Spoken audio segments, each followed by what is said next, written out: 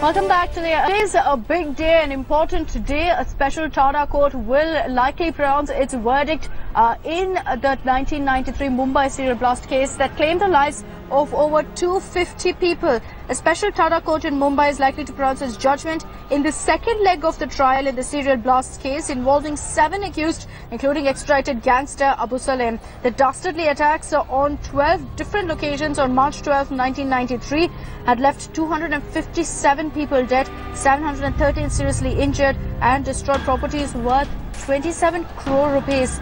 In the first leg of the trial that concluded in 2007, the TADA court had convicted 100 accused in the case, while 23 people were acquitted. The trial of the 7 accused, namely Abu Salem, Mustafa Dosa, Karimullah Khan, Firoz Abdul Rashid Khan, Riyaz Siddiqui, Tahir Merchant and Abdul Khayyam, was separated from the main case as they were arrested at the time of the conclusion of the main trial.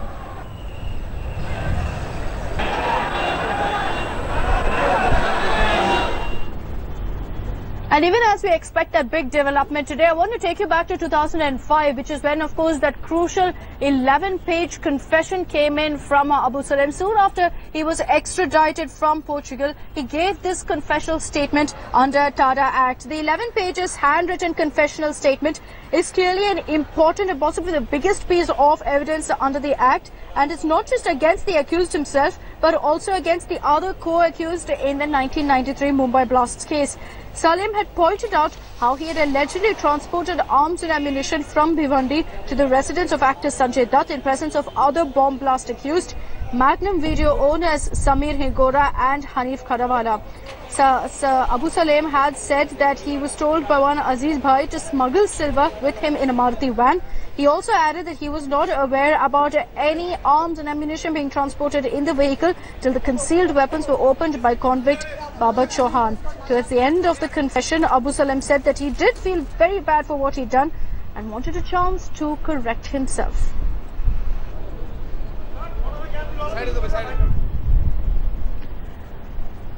And terror group Islamic State's commander in India has now been declared a global terrorist by the United States.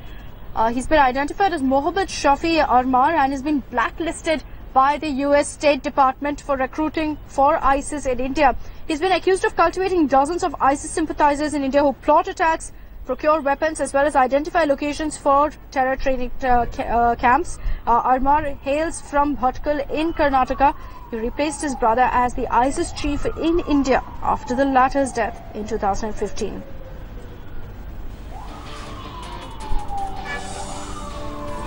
Alright, Mohammed Shafi Armar, who is Islamic State's commander in India, has now been blacklisted by the US State Department, essentially because he is known to have recruited in large numbers from youngsters here in India. He's been accused of cultivating dozens of ISIS sympathizers in India, and the US State Department believes that these youngsters have been crucial in plotting attacks, in identifying locations for terror training camps. Remember, this is also largely in connection with the kind of details that have come to light from the Indian intelligence as well as to how the ISIS web is spreading in the country. I want to go across to Foreign Affairs editor Geeta Mohan, who's joining us on this broadcast. Good morning, Geeta. Give us a sense of really what the profile of Mohammed Shafi Armar is all about. You know, he is known to be a commander in India of the Islamic State, is known to have brought in huge support for the ISIS here in the country. Well, that's right, Akshita. It is a very important information and an aspect that is coming through of the listing of Shafi Armar by the State Department, a man who India and Indian intelligence agencies got to know of in detail after the arrest of Yasin Bhatkal, and during the interrogations of Yasin Bhatkal, the revelations came out of all those who are actually involved in the kind of recruitment process that India is witnessing today. And Shafi Armar's name figured during those interrogations. It was shared with the United States of America. The intelligence agencies shared all the information, given that we're talking about the Islamic State over here, and Shafi Armar being the head recruiter.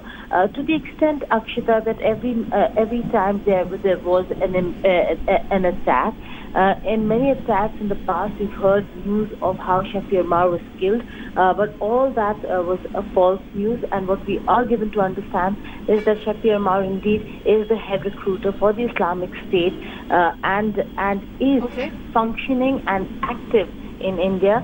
Certainly a concern for not just Indian intelligence agencies, but now also for the United States of America. All right, Geeta, I request you to stay on with us because we're getting in some breaking news as well at this point.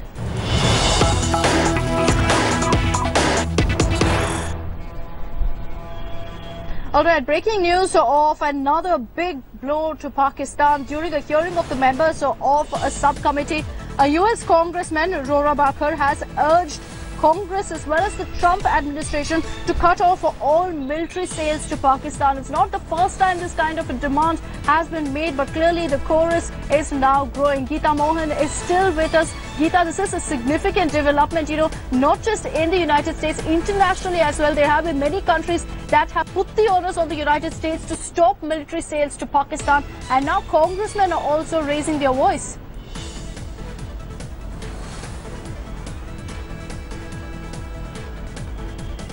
All right, we'll get back to Geeta in just a bit. I want to first take a look at some reactions that are coming in on the story. We need to go on the record here on this part of our government to say that we're not going to be providing weapons to countries like Pakistan that we're afraid will shoot down our own people, and afraid that, and we know they're engaged in terrorism. We know what they've done now. They still hold Dr. Afridi, the man who helped us finger Osama bin Laden, the man who was responsible for slaughtering 3,000 Americans. They still hold him in a dungeon. Mr. Chairman, we should be facilitating our support and our weapon systems to countries like Egypt that are fighting this threat to Western civilization, to all of civilization. And we should make it more difficult, not less difficult, for countries like Pakistan to get their hands on American weapons. All right, so a strong, tough message from that congressman there, saying very clearly that the United States must cut off military sales, military ties with Pakistan. Geeta Mohan is with us on the phone lines. Geeta, this is a significant development. The chorus is clearly growing within the United States, and it is necessary, isn't it, considering that so many countries have been putting the onus on the United States to stop military sales to Pakistan? Well, absolutely, Akshita. This is Congressman Rora Bakar who actually insisted that military sales to Pakistan should be frozen for now. A subcommittee on foreign relations that was discussing military sales to various countries, and the chairman of the subcommittee on foreign relations, the chairman of the foreign relations committee, Ted Poe, chairing that session, a man who himself has been insisting that the United States government review and relook its decision of providing military aid and military sales to Pakistan should really stop. He's one of those people, Akshita, who has also come out and said that Pakistan not only has the problem or the menace of terrorism, but it is indeed state-sponsored. And hence, Congressman Rora Bakar's statement coming in at this point in time is significant, given that the subcommittee on foreign relations also, and most of these congressmen had put out a resolution in the House seeking answers from the State Department as to why is it necessary for the United States of America to continue supporting Pakistan. And the State Department, in some time, they have a time period. In that given time period, will have to respond to and justify this aid and support to Pakistan. And Geeta, the Trump administration, Donald Trump himself has time and again said that, the United States will take a tough stand against terror. He's lashed out at Pakistan in the past, but he hasn't really come through on his promise as he. Considering now that you're seeing congressmen piling pressure, do you think now the Trump administration will initiate some sort of action to cut off ties with Pakistan? Well, in terms of initiating action, it will only happen once the State Department, Akshita, comes out with a response and justifies their entire action of supporting and aiding Pakistan. If the House is not convinced, then certainly the Trump administration will be taking steps to towards a cutback. And it's the reason why we're seeing the eyewash within Pakistan of how they're dealing and tackling with terrorism, the so-called house arrest of Hafiz Saeed, the so-called banning and prescription of various terror organizations. All these actions were after the FATF report in Munich, and also after the entire resolution in the United States of America. Trump is going to be a very difficult person to deal with for Pakistan if the terrorist attacks continue. And this is the moment, Akshita, when Prime Minister Narendra Modi, during his visit to the United States of America, will be discussing the issue of terrorism. And we will have to wait and see if there will be enough convincing that is going to happen there for Trump to really move towards and look at India's interests also when it comes to fighting terrorism, especially in the region vis-a-vis Pakistan. Right, Geeta, thanks so much for joining us with those details on that story. We'll, of course, continue to track that and get you the latest reactions. Another congressman speaking out saying that the Trump administration must take a stand and cut off military sales to Pakistan. We'll have to wait and watch to see if the president himself comes through on the number of promises that he's made as far as terror and Pakistan is concerned. I want to now switch to news that affects every single person in this country. Beginning today, there will be a daily revision of fuel prices. This is a revised policy that's been announced by the government. Essentially, oil marketing companies every morning will check the global crude prices and determine what the price for petrol, diesel and even CNG will be at 6 a.m. every day. Take a look at this report. We break down exactly how fuel prices will now be determined and what you need to keep in mind.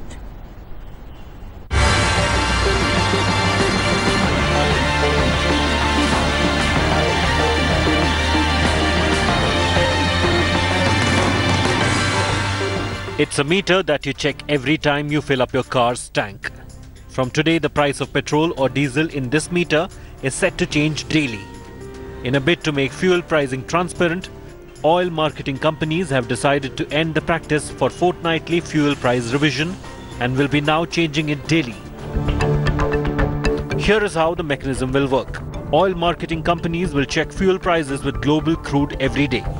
Fuel prices will be revised at 6 a.m. Petrol pump dealers will be notified of the change and can update the price automatically. Consumers can also verify the fuel prices at each dealer through SMS or mobile apps. So our estimate is that if we had basically followed the daily pricing system, the variation wouldn't have been that very high. Maximum it would have been somewhere around 54 paisa.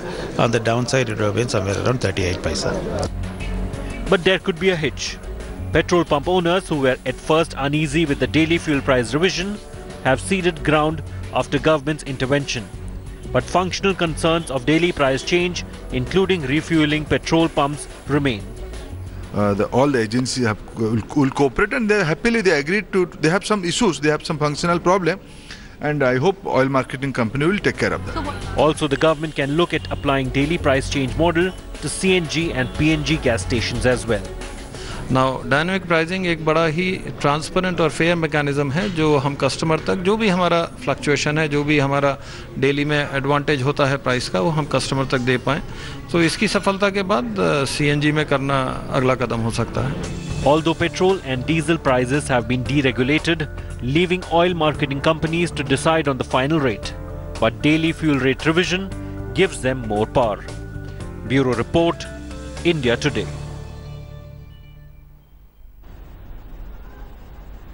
And moving on, we now get you a report of the latest political developments here in Tamil Nadu. Today will be the day 3 of the assembly session, and there's no doubt that we are going to witness more of the ruckus and drama that we witnessed yesterday as well as the day before.